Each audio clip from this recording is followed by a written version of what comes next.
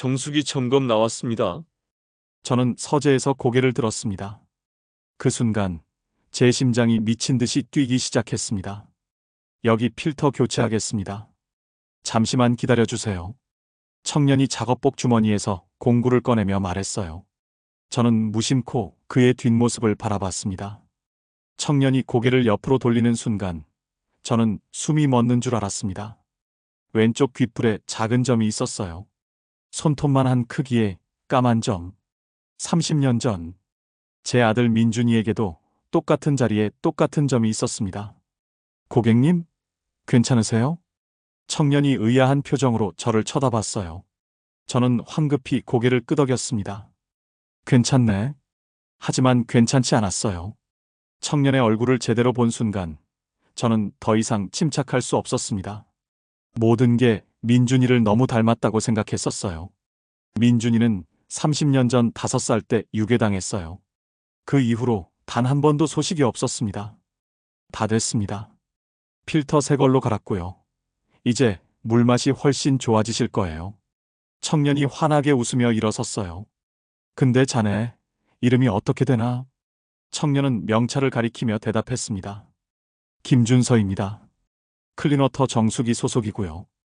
김준서. 강민준이 아닌 김준서. 나이는 몇 살이지? 25입니다.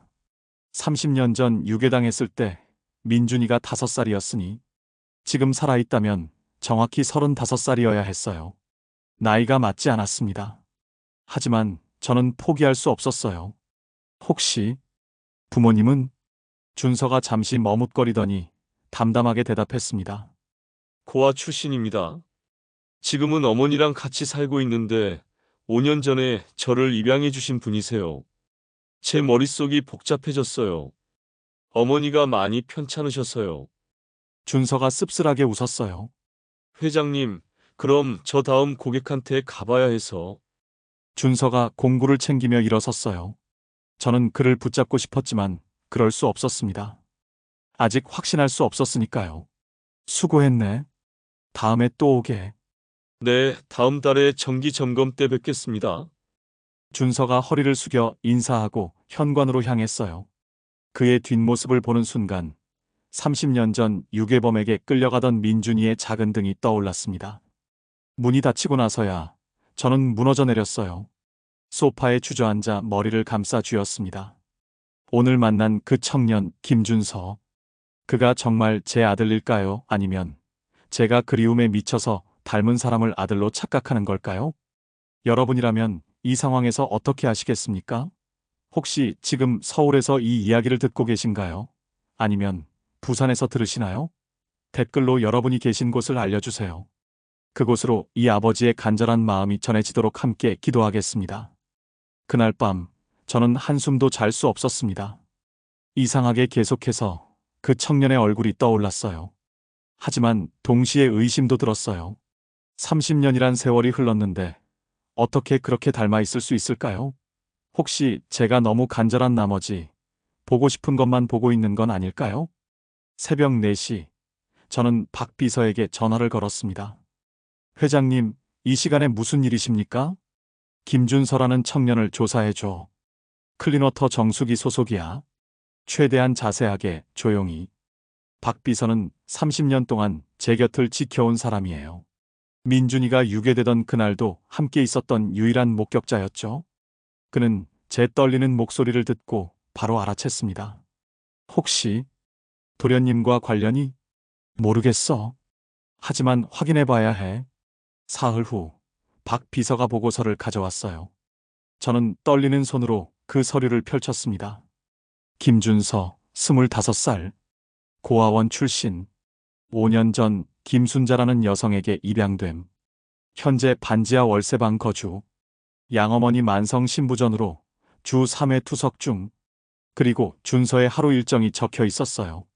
새벽 5시 기상, 6시부터 오후 3시까지 정수기 회사 근무, 오후 4시부터 10시까지 편의점 아르바이트, 밤 11시부터 새벽 2시까지 대리운전. 잠은 언제 자는 걸까요? 하루에 3시간도 못 잔다는 얘기였어요. 현장 조사도 했습니다. 박 비서가 사진 몇 장을 꺼냈어요. 준서가 새벽 어둠 속에서 정수기 회사 유니폼을 입고 나오는 모습, 편의점 카운터에서 졸음을 참으며 일하는 모습, 대리운전 콜을 받고 뛰어가는 모습. 양어머니 김순자 씨는 투석 비용 때문에 빚이 800만 원 정도 있습니다. 준서 씨가 갚아나가고 있고요.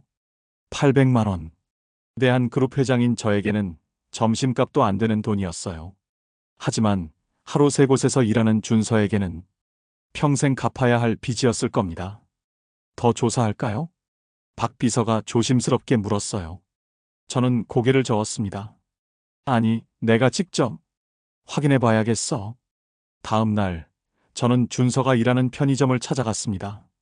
평범한 차림으로 변장하고 모자를 깊이 눌러 썼어요. 편의점 문을 열고 들어가자 준서가 카운터에 서 있었습니다. 눈 밑에 다크서클이 짙게 깔려 있었어요. 어서 오세요. 준서가 기계적으로 인사했어요. 저를 알아보지 못했습니다. 당연했죠. 며칠 전 한 번 본 정수기 고객을, 그것도 이렇게 차림이 다른 상태로 알아볼 리 없었으니까요. 저는 음료수 하나를 집어들고 카운터로 갔습니다. 2,000원입니다. 준서가 바코드를 찍으며 말했어요. 그 순간 준서의 손이 떨리는 게 보였습니다. 피곤에 지친 손이었어요. 괜찮으세요? 제가 물었습니다. 준서가 화들짝 놀라며 고개를 들었어요. 아, 네. 죄송합니다. 요즘 좀 바빠서요. 그가 미안한 듯 웃었어요. 그 웃음이 어린 민준이가 제게 미안하다고 웃던 그 표정과 똑같았습니다. 30년 전 5살 민준이가 실수로 화분을 깨뜨렸을 때 지었던 그 표정이었어요. 심장이 쿵쿵 뛰었습니다. 편의점을 나오는데 뒤에서 소리가 들렸어요. 손님, 거스름돈 가져가세요. 준서가 500원을 들고 뛰어나왔습니다. 숨을 헐떡이면서도 환하게 웃고 있었어요. 500원이라도 소중하잖아요. 그날 밤, 저는 준서가 사는 반지하를 찾아갔습니다. 몰래 멀리서 지켜봤어요. 좁은 계단 아래 반지하 창문으로 불빛이 새어나왔습니다. 준서가 할머니를 부축해 화장실로 모시는 모습이 보였어요. 그리고 할머니를 침대에 눕힌 뒤 준서가 바닥에 앉아 라면을 끓이기 시작했습니다. 라면 하나를 끓여서 반은 할머니께 드리고 반은 자신이 먹었어요. 그것도 국물까지 다 마시면서. 저는 그 모습을 보며 주먹을 쥐었습니다. 손톱이 손바닥을 파고들었지만 아프지 않았어요. 가슴이 더 아팠으니까요. 새벽 2시 대리운전을 마친 준서가 비틀거리며 집으로 돌아왔습니다. 계단을 내려가다가 중간에 주저앉더니 그대로 몇 분을 앉아 있었어요. 너무 피곤해서 움직일 힘도 없는 것 같았습니다. 하지만 준서는 다시 일어났어요. 반지하 문을 열고 들어가면서도 할머니를 깨우지 않으려고 조심조심 움직였습니다. 저는 차 안에서 그 모습을 보며 눈물을 흘렸어요. 이 청년이 정말 제 아들 민준일까요? 아니면 그저 닮은 사람일 뿐일까요? 하지만 한 가지는 확실했습니다. 이 청년이 민준이든 아니든 이렇게 힘들게 살아서는 안 된다는 것. 저는 결심했어요. 진실을 밝혀내야 한다고. 하지만 어떻게 접근해야 이 청년이 마음의 문을 열어줄까요? 그리고 만약 정말 이 청년이 민준이라면 30년 동안 어떻게 살아온 걸까요? 왜 저를 찾아오지 않았을까요? 질문은 많았지만 답은 하나도 없었습니다. 일주일 후, 저는 준서에게 전화를 걸었습니다. 김준서 씨, 저 지난번에 정수기 점검받았던 강대석입니다. 아, 회장님. 무슨 일이세요? 정수기에 문제라도 있으신가요? 준서의 목소리가 걱정스럽게 들렸어요. 자기가 일한 게 잘못됐나 싶어서 불안해하는 것 같았습니다. 아니, 그게 아니라 한번 만나서 얘기 좀 할 수 있을까요? 제안하고 싶은 게 있어서요. 제안이요? 네. 자세한 건 만나서 얘기하죠. 내일 저녁 시간 괜찮으세요? 다음 날 저녁, 저는 준서를 호텔 라운지로 불렀습니다. 준서가 낡은 패딩을 입고 어색하게 들어왔어요. 화려한 호텔 로비가 준서에겐 너무 낯선 공간인 것 같았습니다. 여기 앉으세요. 창가 자리에 앉히고 커피를 주문했어요. 준서는 가격표를 보고는 깜짝 놀라는 표정을 지었습니다. 커피 한 잔에 15,000원이었으니까요. 괜찮습니다. 제가 살게요. 아니, 그게 아니라. 죄송합니다. 이런 곳은 처음이라서요. 준서가 머리를 극적이며 웃었어요. 그 순간 대한그룹 본사 63층 스카이라운지의 거대한 유리창 너머로 서울 야경이 펼쳐졌습니다. 반짝이는 불빛들이 도시를 수놓고 있었죠. 준서가 그 야경을 멍하니 바라봤어요. 예쁘죠? 제가 물었습니다. 준서가 고개를 끄덕이며 답했어요. 네. 근데 저기 어딘가에서 어머니가 혼자 계실 생각을 하니까 마음이 편하지만은 않네요. 그 말을 듣는 순간 저는 가슴이 뜨거워졌습니다. 이 아이는 이렇게 아름다운 야경을 보면서도 어머니 걱정부터 하는구나. 준서 씨, 제가 오늘 부른 이유는요. 저는 조심스럽게 말을 꺼냈어요. 준서 씨에게 장학금을 주고 싶습니다. 대한그룹 재단 명의로요. 장학금이요? 준서가 눈을 크게 떴습니다. 네. 준서 씨처럼 어려운 환경에서도 성실하게 사는 청년들을 돕는 프로그램이에요. 매달 200만 원씩 본인이 원하는 공부나 자기 개발에 쓸 수 있습니다. 200만 원. 준서에게는 한 달 월세에 어머니 투석비를 내고도 남을 돈이었어요. 하지만 준서는 고개를 저었습니다. 죄송합니다. 받을 수 없어요. 왜죠? 저는 공짜로 뭔가를 받는 게 싫어요. 제가 번 돈으로 살고 싶습니다. 준서의 눈빛이 단호했어요. 자존심이 강한 아이였습니다. 가난해도 당당하게 살고 싶어 하는 청년이었어요. 공짜가 아니에요. 준서 씨가 받을 자격이 있으니까 드리는 거죠. 하지만 어머니 생각은 안 하세요? 투석비 걱정 안 하고 준서 씨도 일을 조금 줄일 수 있잖아요. 그 말에 준서의 표정이 흔들렸습니다. 어머니 얘기만 나오면 약해지는 것 같았어요. 생각해 보세요. 일주일만 시간을 드릴게요. 사흘 후 준서에게서 전화가 왔습니다. 회장님, 받겠습니다. 하지만 조건이 있어요. 조건이요? 나중에 제가 여유가 생기면 갚겠습니다. 이자까지 붙여서요. 이건 빌리는 거예요. 받는 게 아니라. 저는 웃음이 나왔어요.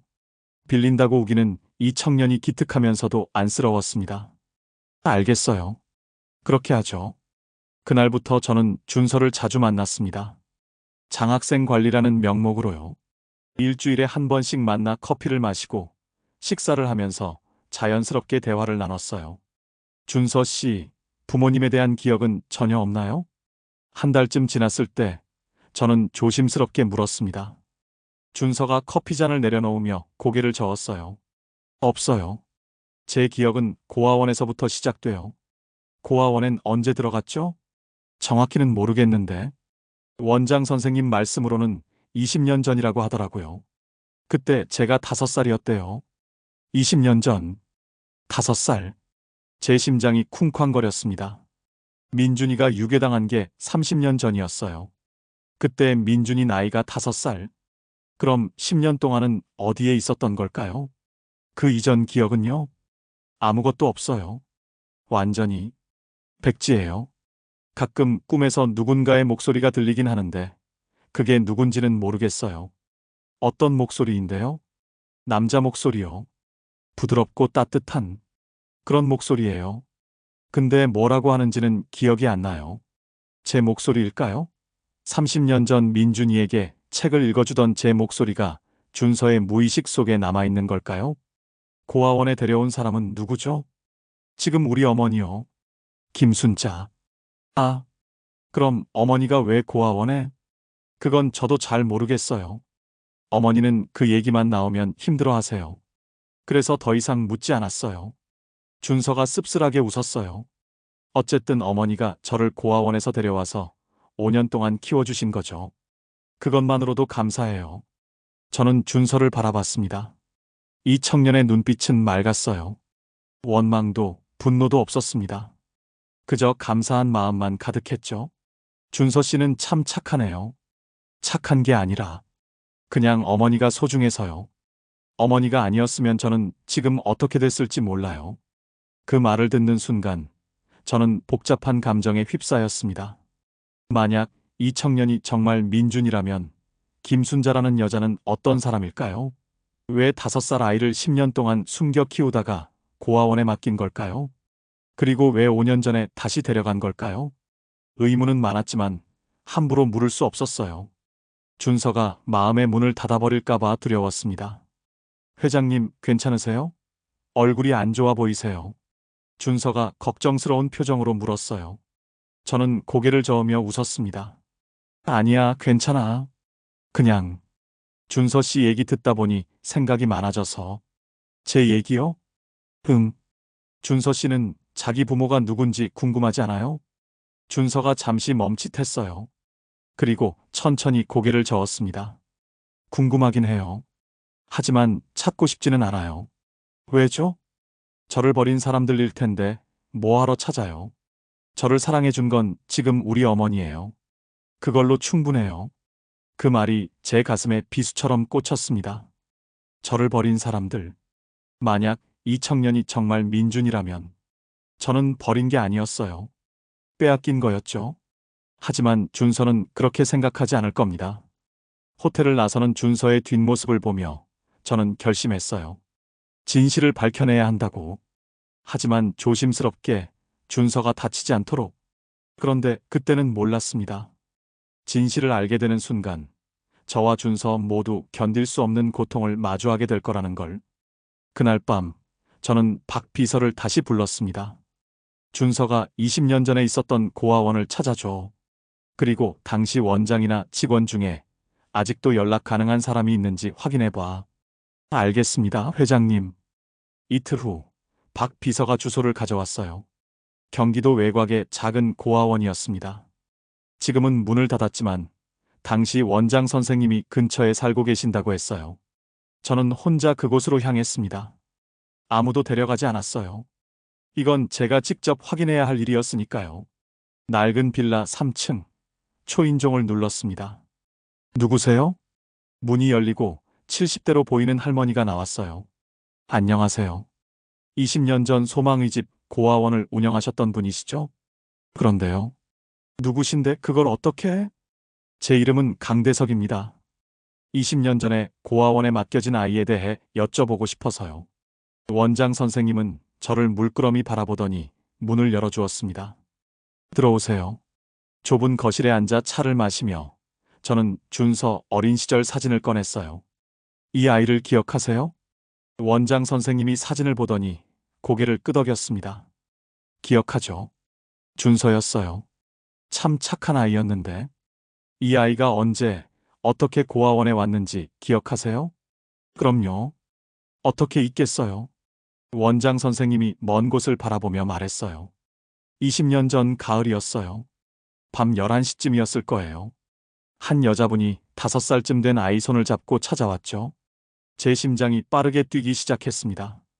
그 여자는 울고 있었어요. 아이를 안고 한참을 울더니 제게 부탁했죠. 이 아이를 맡아달라고. 자기는 더 이상 키울 수 없다고. 왜요? 왜 키울 수 없다고 했나요? 그건 말 안 하더라고요. 그냥 제발 부탁한다고 좋은 집에 입양 보내달라고만 했어요. 그 아이는요? 준서는 뭐라고 했나요? 원장 선생님의 눈에 눈물이 맺혔습니다. 그게 가장 가슴 아팠어요. 아이가 여자한테 매달리면서 울었거든요. 엄마, 엄마 하면서요. 가지 말라고, 자기가 잘할 테니까 버리지 말라고. 저는 주먹을 쥐었어요. 손톱이 손바닥에 파고들었습니다. 그 여자가 누군지 아세요? 이름은 김순자라고 했어요. 주소는 남기지 않았고요. 연락처도 안 남기고 그냥 가버렸어요. 김순자. 지금 준서의 양어머니. 그런데 이상한 게 있었어요. 원장 선생님이 덧붙였어요. 아이가 자기 이름을 몰랐어요. 그 여자한테 이 아이 이름이 뭐냐고 물어봤더니 김준서라고 하더라고요. 근데 아이는 자기 이름을 기억 못했어요. 마치 기억이 다 지워진 것처럼. 5살 아이가 자기 이름도 모른다? 혹시 그 여자 김순자라는 사람 사진 있으세요? 없어요. 당시엔 그냥 불쌍한 사연이려니 했지. 나중에 이렇게 누가 찾아올 줄은 몰랐죠. 저는 원장 선생님께 감사 인사를 하고 나왔습니다. 차에 타자마자 박 비서에게 전화를 걸었어요. 김순자의 주소 알아냈어? 네, 회장님. 성북구 반지하입니다. 지금 보내드리겠습니다. 저는 곧장 그곳으로 향했습니다. 좁은 골목 안쪽 계단을 내려가니 반지하 문이 보였어요. 초인종을 눌렀습니다. 누구세요? 문이 열리고 수척한 50대 여자가 나타났어요. 투석 때문인지 얼굴이 많이 부어 있었습니다. 김순자 씨죠? 네. 그런데 누구시죠? 저는 강대석입니다. 준서에 관해 얘기 좀 하고 싶은데요. 그 순간 김순자의 얼굴이 새하얗게 변했어요. 준서를 어떻게 들어가서 얘기해도 될까요? 김순자는 잠시 망설이더니 문을 열어주었습니다. 비좁은 방 안에는 투석 기계와 낡은 가구들이 있었어요. 준서가 이런 곳에서 살고 있었구나. 김순자 씨, 20년 전에 준서를 고아원에 맡기셨죠? 김순자가 고개를 떨구었습니다. 네. 그런데 5년 전에 다시 데려오셨고요. 그게 제 잘못이에요. 아이를 버린 게 평생 후회가 돼서. 그래서 입양을 했어요. 왜 버리셨어요? 아니, 애초에 준서는 어디서 데려온 아이예요? 김순자가 고개를 들었어요. 눈빛이 흔들리고 있었습니다. 제 아들이에요. 거짓말 마세요. 저는 단호하게 말했어요. 준서는 당신 아들이 아니에요. 그 아이는 아니에요. 준서는 제 아들이에요. 김순자가 소리쳤습니다. 목소리가 떨리고 있었어요. 20년 동안 그렇게 믿으며 살았어요. 준서는 제 아들이에요. DNA 검사 한번 해보시죠. 그럼 확실해질 겁니다. 안 돼요. 김순자가 벌떡 일어났습니다. 준서는 절대 안 돼요. 그 아이가 진실을 알게 되면 저를 용서하지 못할 거예요. 진실이 뭔데요? 도대체 무슨 진실을 숨기고 계신 거예요? 바로 그때 현관문이 열렸습니다. 어머니, 저 왔어요. 준서였습니다. 준서가 편의점 비닐봉지를 들고 들어오다가 저를 보고 멈춰 섰어요. 회장님? 여기는 왜? 준서야. 김순자가 준서에게 다가갔습니다. 이분은 그냥 어머니 옛날 지인이야. 하지만 저는 더 이상 숨길 수 없었어요. 준서 씨, 사실은 회장님, 대체 무슨 일이세요? 준서가 불안한 표정으로 저를 바라봤어요. 김순자 씨가 당신의 친어머니가 아닐 수도 있어요. DNA 검사를 해봐야 합니다. 뭐라고요? 준서의 얼굴이 굳어졌습니다. 무슨 소리세요? 어머니는 제 친어머니예요. 아니에요. 20년 전 당신을 고아원에 맡긴 것도 5년 전에 다시 데려온 것도 이상하지 않아요? 여기엔 뭔가 숨겨진 비밀이 있어요. 그만하세요. 준서가 소리쳤습니다. 처음 보는 준서의 화난 모습이었어요. 회장님이 무슨 권리로 우리 가족 일에 참견하세요? 저는 어머니가 친어머니든 아니든 상관없어요. 제가 사랑하는 건 지금 이 어머니예요. 준서가 김순자를 끌어안았습니다. 회장님, 나가주세요. 다시는 오지 마세요. 저는 그 모습을 보며 가슴이 미어졌어요. 하지만 물러설 수 없었습니다. 준서 씨, 당신은 30년 전에 유괴당한 제 아들 강민준일 수도 있어요. 그 말이 떨어지자 방 안이 조용해졌습니다. 준서가 천천히 고개를 돌려 저를 봤어요. 눈빛이 흔들리고 있었습니다. 무슨 소리예요?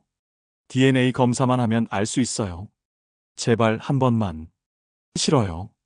준서가 고개를 저었습니다. 전 지금 제 인생이 좋아요.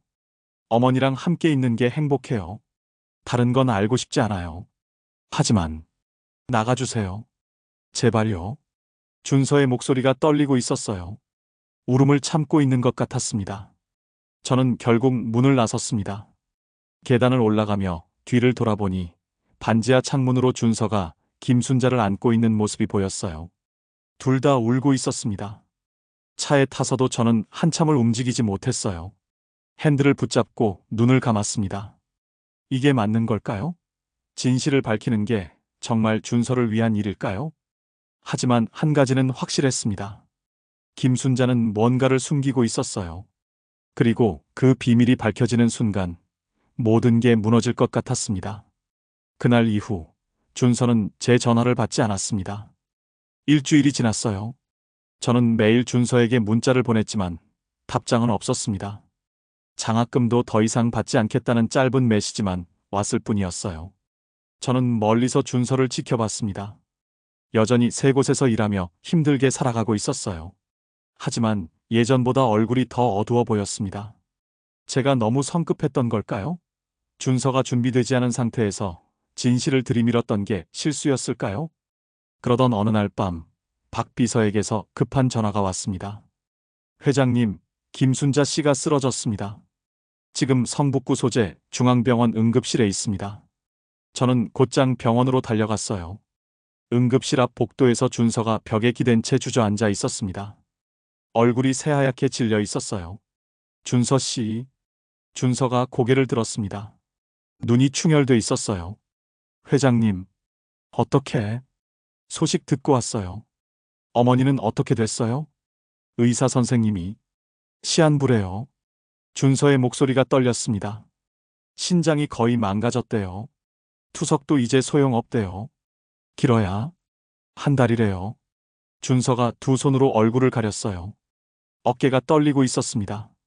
저는 준서 옆에 앉았습니다. 아무 말도 하지 않고 그냥 함께 있어줬어요. 1시간쯤 지났을 때 간호사가 나왔습니다. 보호자분? 환자분이 깨어나셨는데 강대석 회장님을 찾으십니다. 저와 준서가 동시에 고개를 들었어요. 저요? 네, 꼭 만나야 할 말이 있다고 하십니다. 혼자 오시라고 하셨어요. 준서가 불안한 표정으로 저를 봤습니다. 저는 고개를 끄덕이고 일어났어요. 병실 문을 열고 들어가자 김순자가 침대에 누워 있었습니다. 온몸에 튜브가 연결되어 있었어요. 얼굴은 더 부어 있었고 숨소리도 가빴습니다. 오셨군요. 김순자가 힘없이 웃었어요. 이렇게 누워서 뵙게 되네요. 저는 침대 옆 의자에 앉았습니다. 시한부라고 들었어요. 네. 길어야 한 달이래요. 준서한테는 아직 정확히 얘기 안 했어요. 그 애가 너무 충격받을까봐. 김순자의 눈에서 눈물이 흘러내렸습니다. 회장님, 이제 말씀드려야 할 것 같아요. 더 이상 숨길 수가 없어요. 제 심장이 빠르게 뛰기 시작했습니다. 준서 얘기예요? 네. 준서는, 아니 민준이는. 김순자가 떨리는 목소리로 말을 이었어요. 회장님 아들이 맞아요. 그 순간 세상이 멈춘 것 같았습니다. 알고 있었던 사실이었지만 직접 듣는 건 달랐어요. 30년 전 제 남편이 민준이를 유괴했어요. 김순자가 눈을 감았습니다. 제 남편은 도박 빚이 많았어요. 빚쟁이들한테 쫓기다가 돈이 급해서 그런 짓을 저질렀죠. 제 주먹이 저절로 쥐어졌습니다. 남편은 몸값 10억을 요구했어요. 근데 돈을 받으러 가던 중에 교통사고로 죽었어요. 김순자의 목소리가 가늘어졌습니다. 그리고 집에는 5살짜리 아이가 혼자 남겨져 있었어요.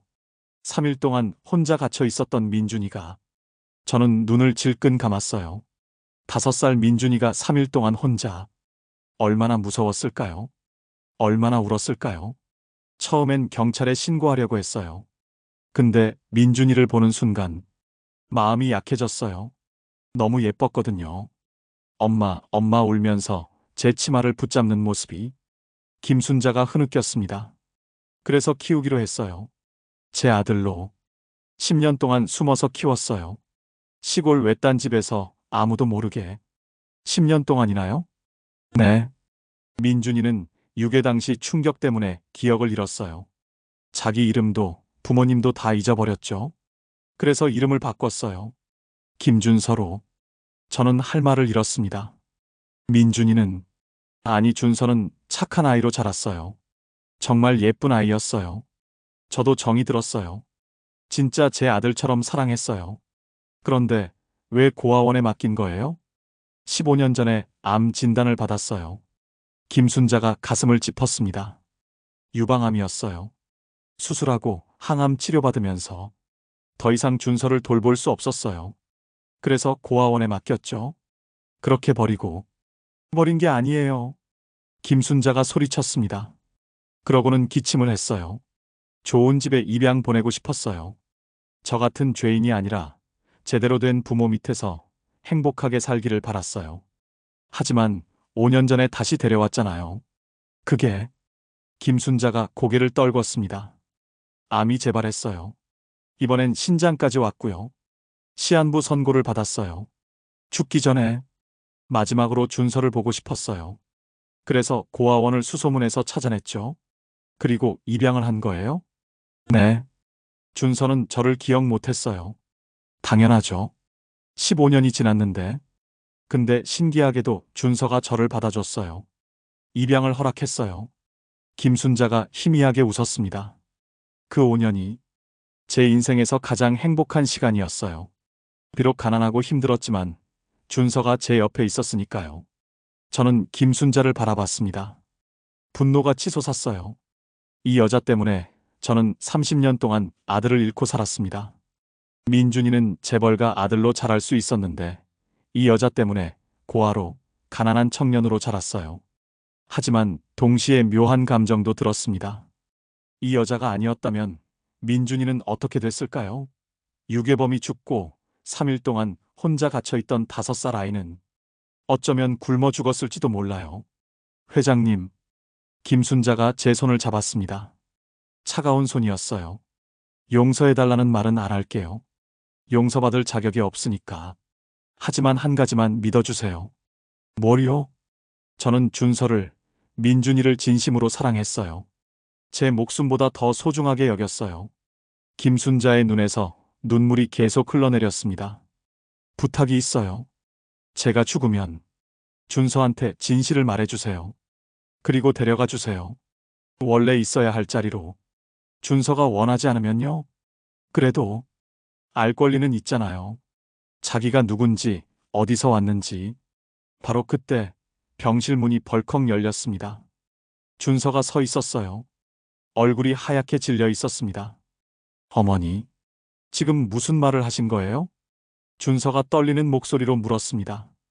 유괴? 민준이? 대체 무슨 소리예요? 김순자와 제가 동시에 준서를 봤어요. 준서는 문 밖에서 다 들은 것 같았습니다. 다 들어서는 안 될 말들을. 준서야. 김순자가 손을 뻗었지만 준서는 뒤로 물러났습니다. 거짓말이죠? 그냥 제가 잘못 들은 거죠? 준서의 눈에서 눈물이 쏟아졌어요. 어머니가 저를 유괴범의 아내라고요? 그 순간 병실 안이 조용해졌습니다. 침묵만이 무겁게 내려앉았어요. 준서는 그대로 서 있었습니다. 움직이지도 말하지도 않았어요. 준서야, 들어봐. 어머니가 설명할게. 김순자가 침대에서 일어나려 했지만 몸에 연결된 튜브들 때문에 움직일 수 없었어요. 설명이요? 준서의 목소리가 차갑게 떨어졌습니다. 뭘 설명하시려고요? 저를 유괴한 사람의 아내가 저를 10년 동안 숨겨 키웠다는 걸요? 아니면 제 진짜 아버지가 저기 계시다는 걸요? 준서가 저를 가리켰어요. 손가락이 떨리고 있었습니다. 준서야, 진정해. 일단 앉아서. 제가 다가가려 하자 준서가 손을 들어 막았어요. 가까이 오지 마세요. 준서 씨, 저는 지금 누구예요? 김준서예요. 강민준이에요? 준서가 자기 가슴을 쳤습니다. 25년 동안 살아온 제 인생이 뭐예요? 다 거짓말이었어요? 준서야, 어머니 말 좀 들어봐. 김순자가 울먹이며 말했어요. 어머니는 너를 진심으로 사랑했어. 내가 처음 우리 집에 왔을 때부터 지금까지 단 한순간도 거짓이 아니었어. 사랑이요? 준서가 비웃었습니다. 처음 보는 표정이었어요. 유괴범의 아내가 유괴된 아이를 사랑한다고요? 그게 사랑이에요? 준서야. 아니면 죄책감이었나요? 남편이 저지른 죄 때문에 저를 불쌍히 여긴 거였나요? 준서의 목소리가 점점 커졌습니다. 그래서 10년 동안 저를 숨겨 키우다가 암에 걸리니까 버린 거예요? 고아원에 던져버린 거죠? 그게 아니야. 그럼 뭔데요? 준서가 소리쳤습니다. 병실 밖에서 간호사들이 놀라 달려왔어요. 환자분이 안정을 취하셔야 하는데. 나가세요. 제발 나가달라고요. 준서가 간호사들을 밀어냈습니다. 준서야, 제발. 김순자가 침대에서 손을 뻗었어요. 하지만 준서는 그 손을 잡지 않았습니다. 전 어머니가 세상에서 가장 좋은 분인 줄 알았어요. 준서의 눈에서 눈물이 계속 흘러내렸어요. 5년 동안 어머니를 위해 살았어요. 어머니 투석비 벌려고 하루에 3시간씩만 자면서 일했어요. 어머니가 맛있는 거 드시는 게 좋아서 제 밥은 굶어도 괜찮았어요. 준서야. 근데 그게 다 거짓말 위에 쌓인 거였네요. 준서가 뒤로 물러났습니다. 저는 대체 누구예요? 그 순간 김순자가 침대에서 몸을 일으키려다 그대로 쓰러졌습니다. 어머니. 준서가 반사적으로 달려들었어요. 김순자를 부축하며 침대에 눕혔습니다. 어머니, 괜찮으세요? 어머니. 의료진이 급히 들어왔습니다. 저와 준서는 밖으로 나가야 했어요. 복도에서 준서는 벽에 기대선 채 멍하니 서 있었습니다.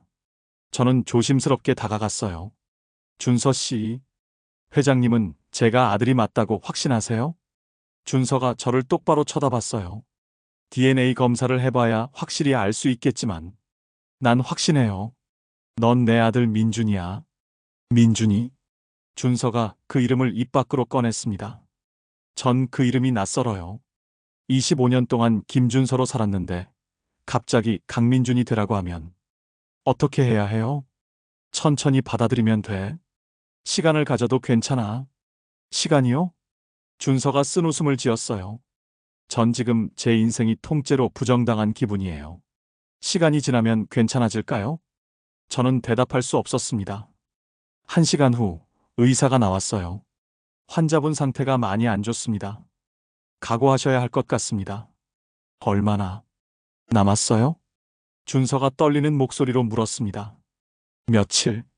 아니, 어쩌면 오늘 밤일 수도 있습니다. 준서가 비틀거렸어요.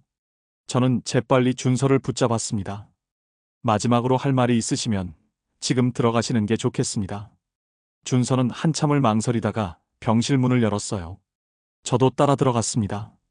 김순자는 산소 호흡기를 쓰고 있었어요. 눈을 뜨고 천장을 바라보고 있었습니다. 어머니. 준서가 침대 옆에 앉았어요. 김순자가 천천히 고개를 돌려 준서를 봤습니다. 미안해. 준서야. 김순자의 목소리는 간신히 들릴 정도로 작았어요. 어머니가 너한테 너무 큰 거짓말을 했구나. 왜요? 왜 저한테 말 안 하셨어요? 준서가 김순자의 손을 잡았습니다. 화가 나 있으면서도 그 손을 놓지 못했어요. 말하면 너를 잃을까봐 무서웠어. 김순자의 눈에서 눈물이 흘러내렸습니다. 너는 어머니한테 유일한 희망이었어. 유일한 기쁨이었어. 어머니, 강 회장님은 좋은 분이야. 너를, 진짜 아버지야. 너를 30년 동안 찾으셨어. 김순자가 힘겹게 숨을 쉬었습니다. 그분 곁으로 가렴. 그게 내가 있어야 할 자리야. 싫어요. 준서가 고개를 저었습니다. 전 어머니 곁에 있을 거예요. 어머니 혼자 두고 못 가요. 준서야. 어머니는 이제 가야 해.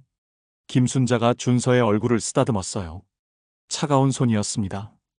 용서 못해도 괜찮아. 어머니는 용서받을 자격이 없으니까. 아니에요. 준서가 울먹였어요.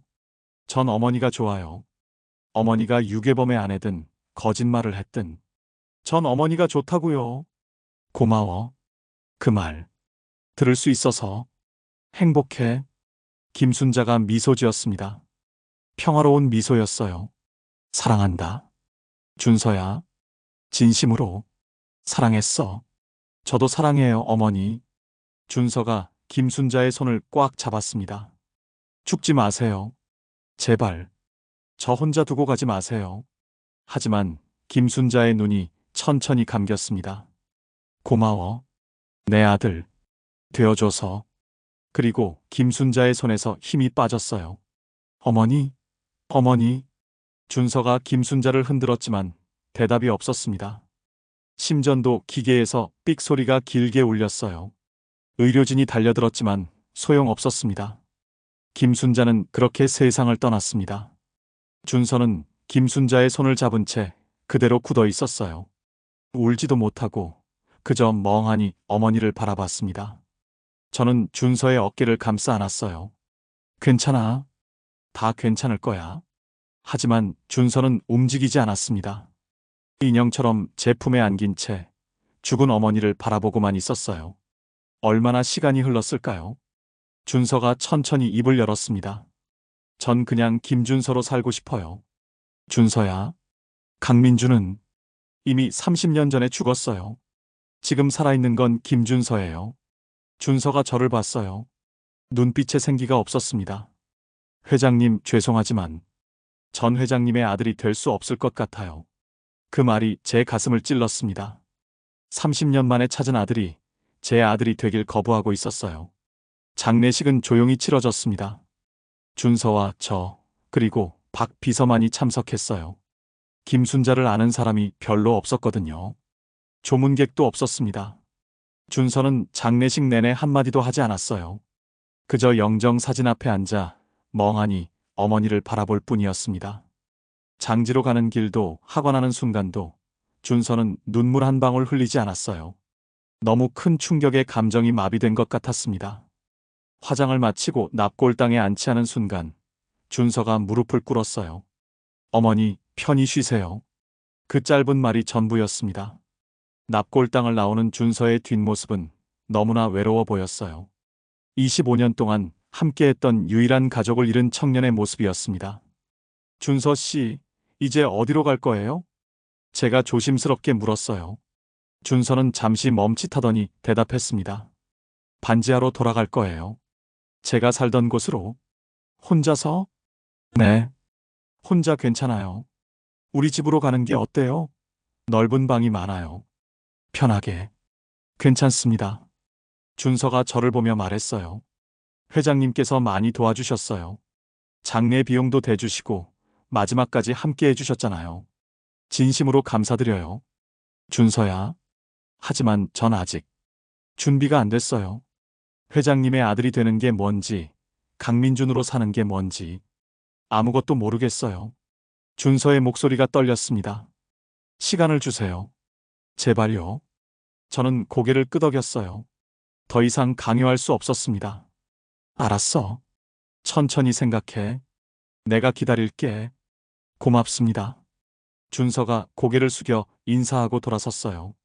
택시를 잡아 타는 준서를 보며 저는 가슴이 미어졌습니다.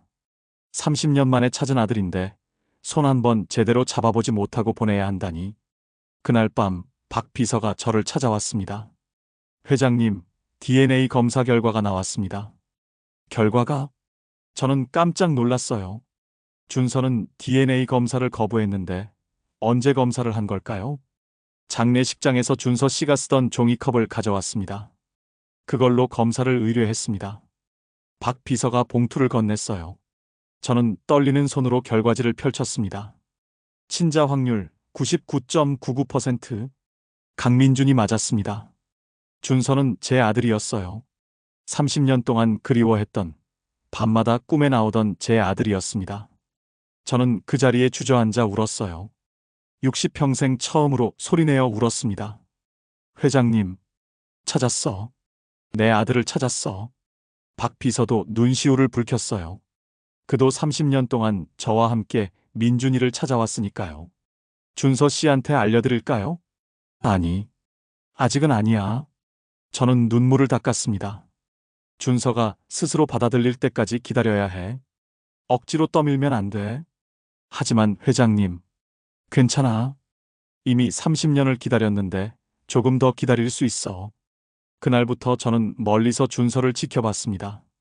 준서는 여전히 반지하에 살며 세 곳에서 일했어요.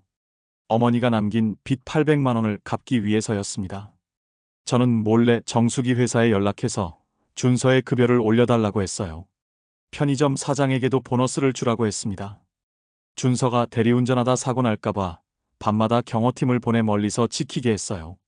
준서는 몰랐겠지만 저는 그렇게 아들을 돌봤습니다.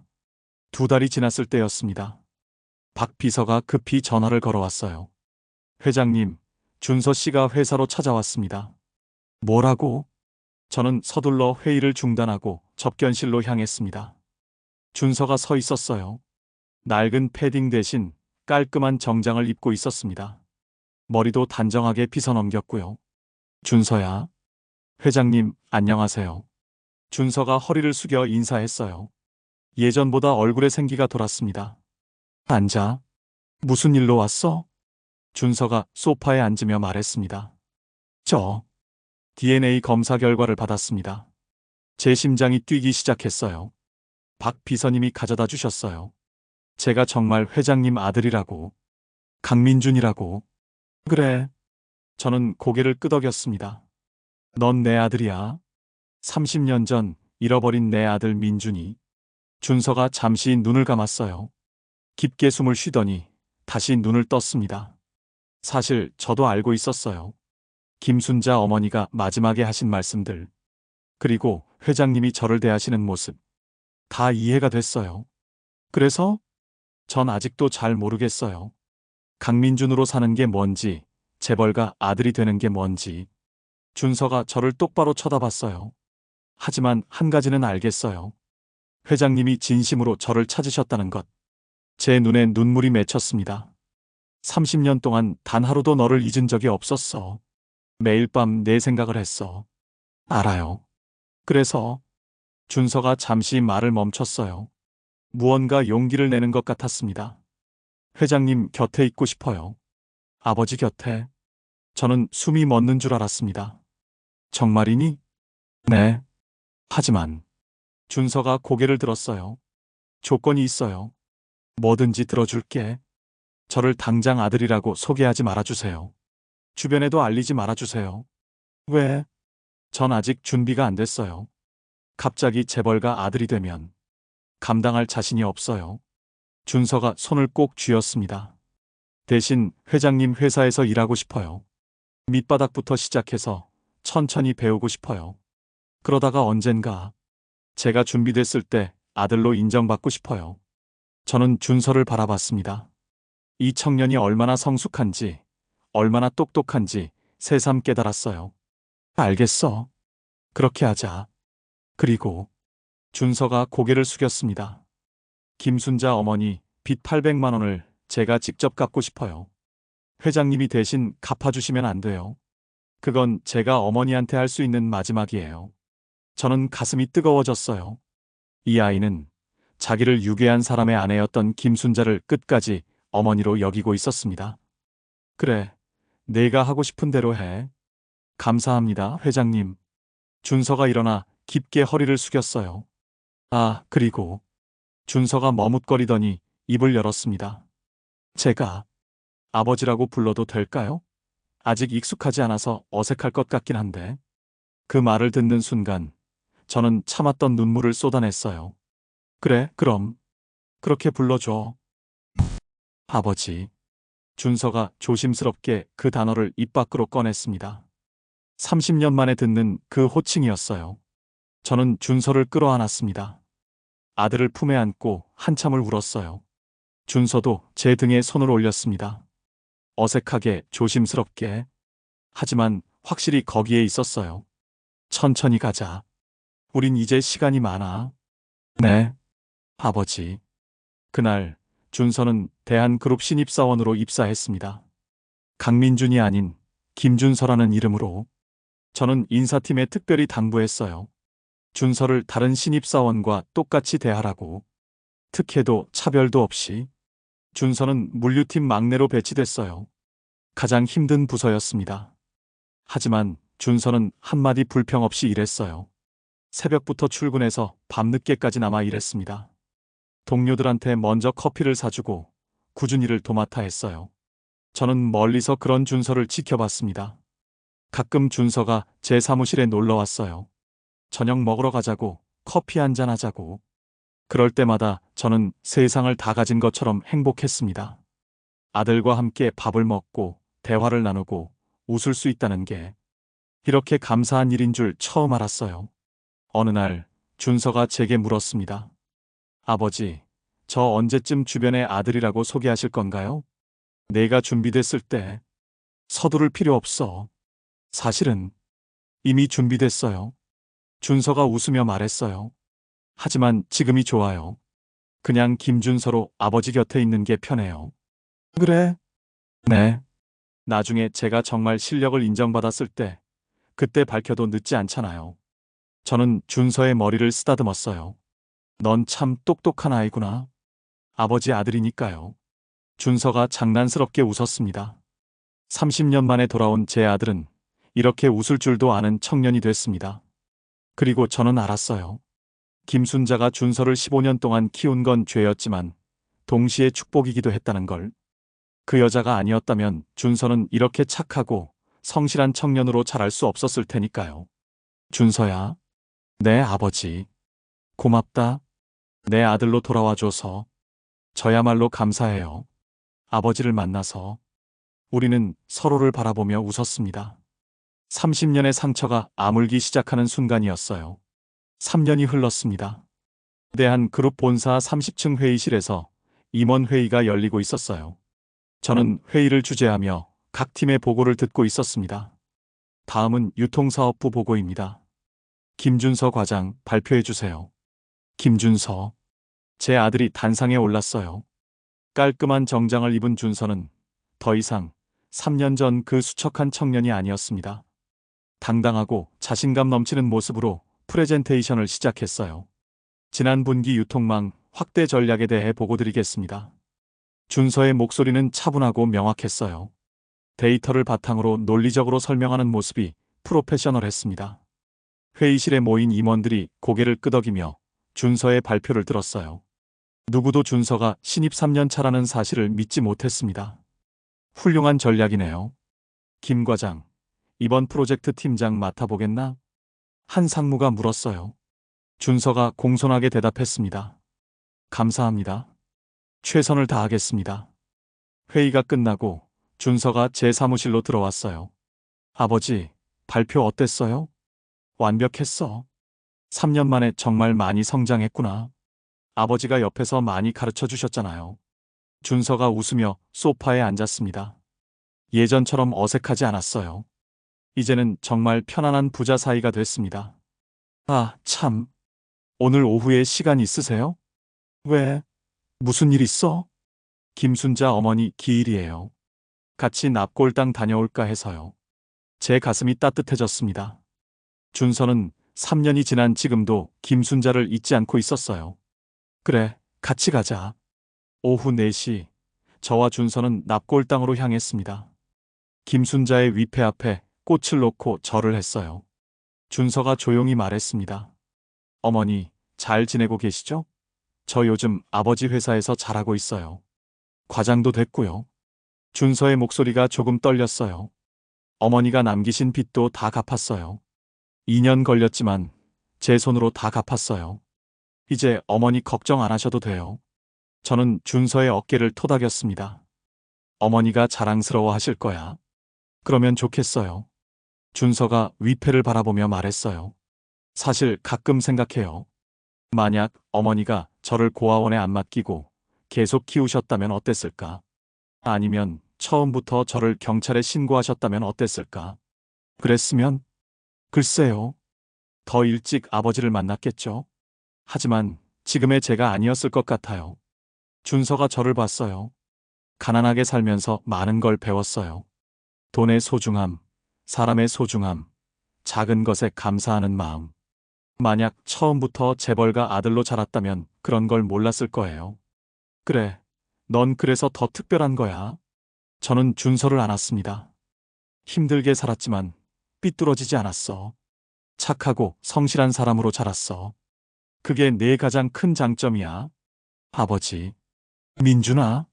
저는 오랜만에 준서를 민준이라고 불렀어요. 넌 내 자랑이야. 아버지의 가장 큰 자랑. 준서의 눈에 눈물이 고였습니다. 저도요, 아버지. 아버지가 제 자랑이에요. 우리는 한참을 그렇게 서 있었어요. 김순자의 위패 앞에서 부자가 서로를 껴안고. 그날 저녁 집으로 돌아오는 길이었습니다. 아버지, 잠깐 어디 들를 곳이 있어요. 어디? 비밀이에요. 따라오세요. 준서가 차를 몰고 향한 곳은 성북구의 한 주택가였어요. 그리고 멈춘 곳은 예전에 준서가 살던 그 반지하 집이었습니다. 왜 여기로 온 거야? 잠깐만요. 준서가 차에서 내려 트렁크를 열었어요. 그리고 큰 박스를 꺼내 들고 반지하 계단을 내려갔습니다. 저도 따라 내려갔어요. 반지하 문이 열려 있었어요. 안으로 들어가니 한 젊은 부부가 아기를 안고 있었습니다. 준서 씨, 오셨어요? 네, 약속대로 왔어요. 준서가 박스를 내려놓으며 웃었어요. 이게 뭐예요? 정수기예요.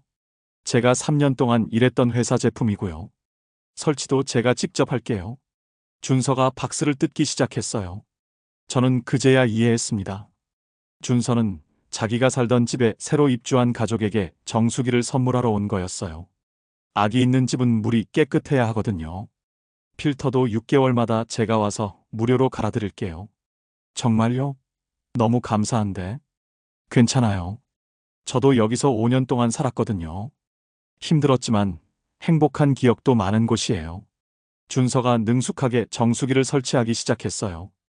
3년 전 정수기 기사로 일하던 그때처럼 저는 그 모습을 물끄러미 바라봤습니다. 30분 후 설치가 끝났어요. 준서가 정수기에서 물을 받아 마셨습니다. 물맛 어때요, 아버지? 준서가 저에게도 컵을 건넸어요. 저는 그 물을 마셨습니다.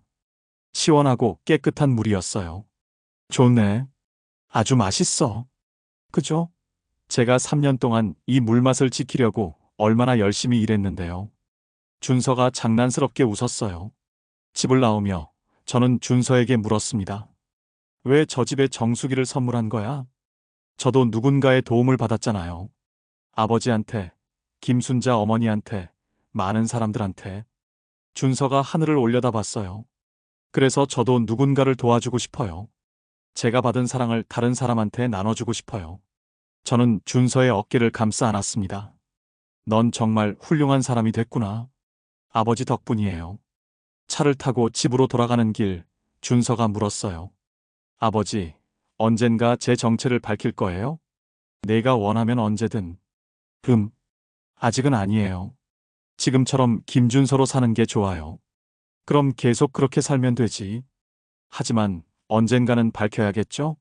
제가 강민준이라는 걸. 그건 네가 정하는 거야. 서두를 필요 없어.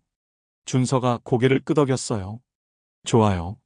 그럼 제가 정말 실력으로 인정받았을 때 그때 밝힐게요. 아무도 제가 회장님 아들이라서 성공했다고 말 못하게. 알았어. 저는 창밖을 바라봤습니다. 서울의 야경이 아름답게 펼쳐져 있었어요. 30년 전 저는 5살 아들을 잃었습니다. 그날부터 제 인생은 멈춰버렸어요. 하지만 지금은 달라요. 제 옆에는 28살이 된 아들이 앉아 있어요. 착하고 성실하고 똑똑한 청년으로 자란 제 아들이. 비록 30년이라는 시간이 걸렸지만 우리는 다시 만났습니다. 그리고 그 30년의 시간도 헛되지 않았어요. 준서를 더 강하고 성숙한 사람으로 만들어줬으니까요. 아버지, 뭐 생각하세요? 너 생각. 저요? 내가 얼마나 자랑스러운지 생각하고 있었어. 준서가 환하게 웃었어요. 저도 아버지가 자랑스러워요. 30년 동안 저를 찾아주셔서 감사해요. 민준아? 네, 아버지. 사랑한다. 저도 사랑해요, 아버지. 우리는 서로를 바라보며 웃었습니다. 정수기 기사로 만난 아버지와 아들. 30년 만에 이어진 인연. 그리고 지금 우리는 함께였어요. 여러분에게 묻고 싶습니다. 만약 여러분이라면 준서처럼 용서할 수 있었을까요? 자신을 유괴한 사람의 아내를 끝까지 어머니로 여길 수 있었을까요? 그리고 만약 여러분이 강 회장이라면 어땠을까요? 30년 만에 찾은 아들을 조급하게 재촉하지 않고 그가 준비될 때까지 기다려줄 수 있었을까요? 진정한 사랑은 기다림이라고 합니다.